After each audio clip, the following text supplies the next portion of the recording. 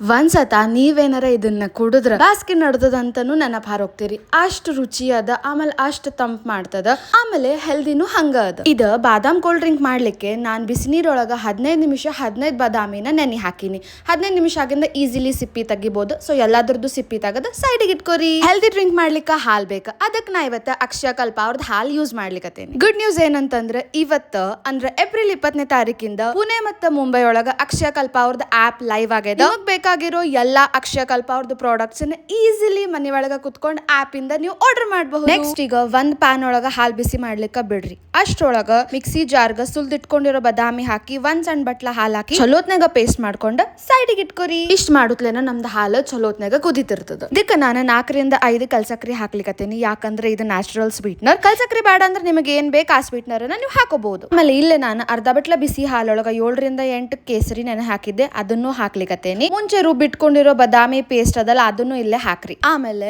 ಮತ್ತೊಂದ್ ಅರ್ಧ ಬಟ್ಲ ಹಾಲ್ ತಗೊಂಡು 1 ಸ್ಪೂನ್ ಕಸ್ಟರ್ಡ್ ಪೌಡರ್ ಹಾಕಿ ಗಂಟಿರ್ಲಾರ್ದಂಗ ಕಲಿಸಿ ಕುದಿತಿರೋ ಹಾಲಿಗೆ ಹಾಕ್ರಿ. ಎಲ್ಲಾನು ಚಲೋತ್ನಾಗ ಕೈ ಆಡಿಸಿ 8 ರಿಂದ 10 ನಿಮಿಷ ಕುದಿಲಿಕ್ಕ ಬಿಡ್ರಿ. ಇಷ್ಟೊತ್ತಿಗೆ ಅದು ಸ್ವಲ್ಪ ಗಟ್ಟಿನೂ ಆಗಿರ್ತದೆ. ಗ್ಯಾಸ್ ಆಫ್ ಮಾಡಿದ್ದು ಪೂರ್ತಿ ತಣ್ಣಗಾಗುತ್ತಾನ ವೇಟ್ ಮಾಡ್ರಿ. ಇಷ್ಟ ಮಾಡಿದ್ರೆ ನಮ್ದು ಬಾದಾಮ್ ಮಿಲ್ಕ್ ರೆಡಿ. ಈಗ ಇದನ್ನ ನಾವು ಅಸೆಂಬಲ್ ಮಾಡೋಣ. ನಿಮ್ ಫೇವ್ರೆಟ್ ಗ್ಲಾಸಿಗೆ ಒಂದಿಷ್ಟು ಐಸ್ ಕ್ಯೂಬ್, 2 ಸ್ಪೂನ್ ನೆನ್ಸಿರೋ ಸಬ್ಜಾ ಸೀಡ್ಸ್, ಮಾಡಿಟ್ಕೊಂಡಿರೋ ಬಾದಾಮ್ ಮಿಲ್ಕ್ ಹಾಕಿ ಬೇಕಾಗಿರೋ ಡ್ರೈ ಫ್ರೂಟ್ಸ್ ಇಂದ ಗಾರ್ನಿಶ್ ಮಾಡಿದ್ರೆ ನಮ್ದು ಬಾದಾಮ್ ಕೋಲ್ಡ್ ಡ್ರಿಂಕ್ ರೆಡಿ ಆಗ್ತದ. ಬಾಸ್ಗಿಗಂತೂ ಹೇಳಿ ಮಾಡ್ಸಿದ್ ಜೋಡಿ. ನೀವು ಟ್ರೈ ಮಾಡ್ತಿರಲ್ಲ?